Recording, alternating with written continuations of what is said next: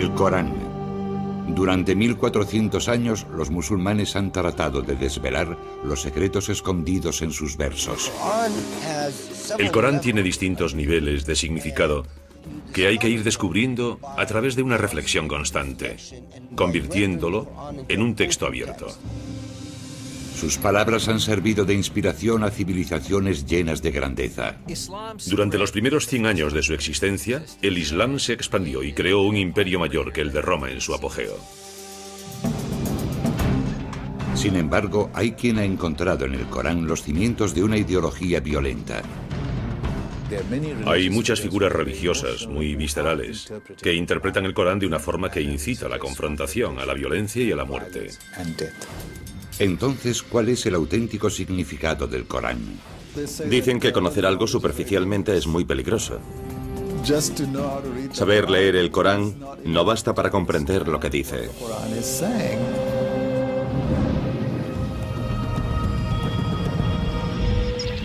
Descifrando la historia.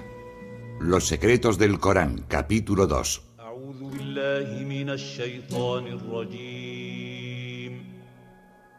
El Corán es el libro sagrado del Islam.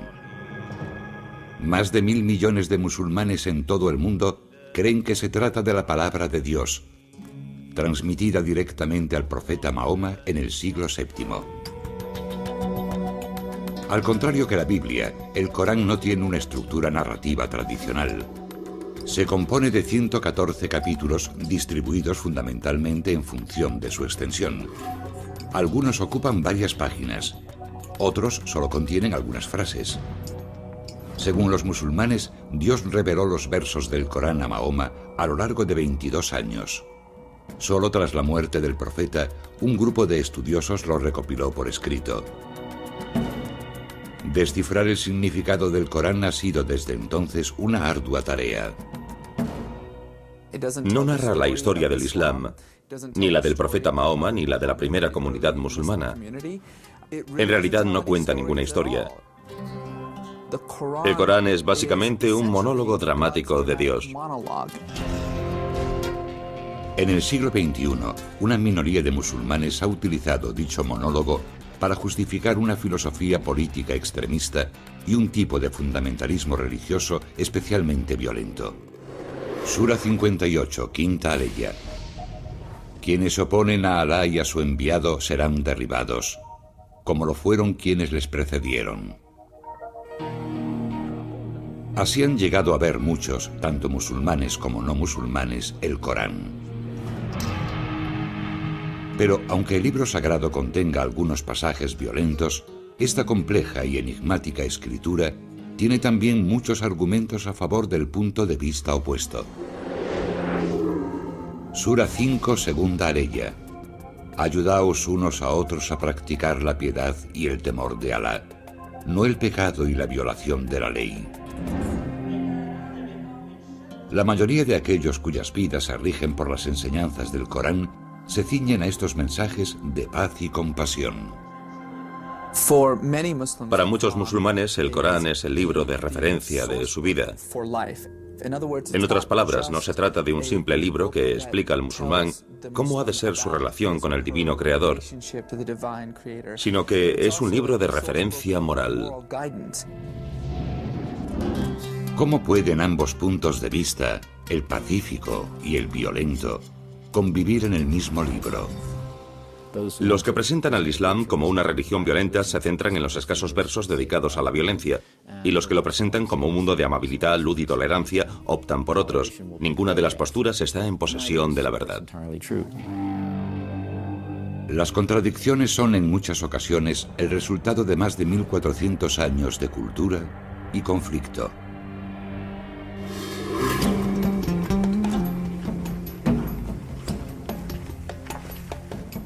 Según los musulmanes, en el año 610, en la ciudad de la Meca, en la península arábiga, Muhammad ibn Abdullah sintió la llamada de Dios.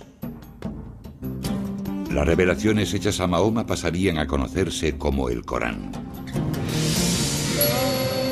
Muchas de las revelaciones retrataban una sociedad más justa e igualitaria y tenían un alcance revolucionario.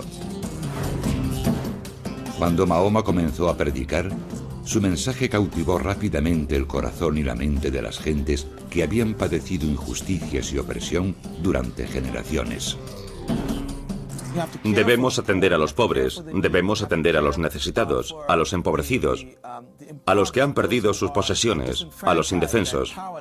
Ese es el concepto fundamental de justicia social del Islam. Mahoma logró unificar bajo la bandera del Islam a lo que hasta entonces era un revoltijo de tribus guerreras, cada una de las cuales adoraba una serie de dioses diferentes. En unas décadas el mensaje del Corán se propagó por toda la península. Tras la muerte de Mahoma en el año 632, los gobernantes musulmanes o califas siguieron predicando la palabra del libro sagrado. Sura 18, 29ª aleya.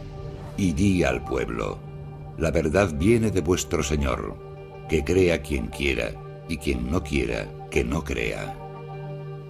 El Corán exhorta a los musulmanes a difundir el Islam, a difundir su mensaje. E interpretaron la propagación del Islam, especialmente los gobernantes, de un modo imperial. En solo 50 años, lo que en un principio era una pequeña comunidad de creyentes concentrada en la Meca y Medina, había absorbido completamente el subcontinente indio. Había tomado casi todo el norte de África y había obligado al imperio cristiano a recluirse en Europa, transformándolo en poco más que un poder regional. El Corán fue la inspiración de una serie de imperios. Uno de los primeros fue el Imperio Abasí, cuyo centro se situaba en Bagdad. El Imperio Abasí, fundado en el año 750, marca el inicio de la época dorada del Islam, una civilización construida a partir de los mensajes del Corán. Uno de los pilares de esta civilización es un concepto que se repite constantemente en el libro sagrado, el de ilm o conocimiento. La palabra ilm, que significa conocimiento, aparece más veces en el Corán que cualquier otra palabra, excepto la de Alá. Dios se centra en el conocimiento porque es lo que nos distingue como seres humanos. Según muchos estudiosos, el ilm inspiró a los gobernantes del imperio y ayudó a que sus civilizaciones prosperasen.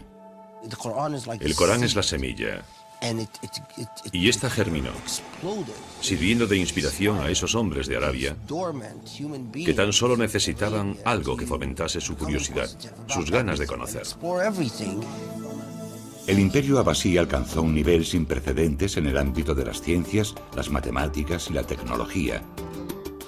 Sus intelectuales conservaron muchos textos griegos antiguos que de lo contrario se habrían perdido, permitiendo que estos llegasen posteriormente a los europeos.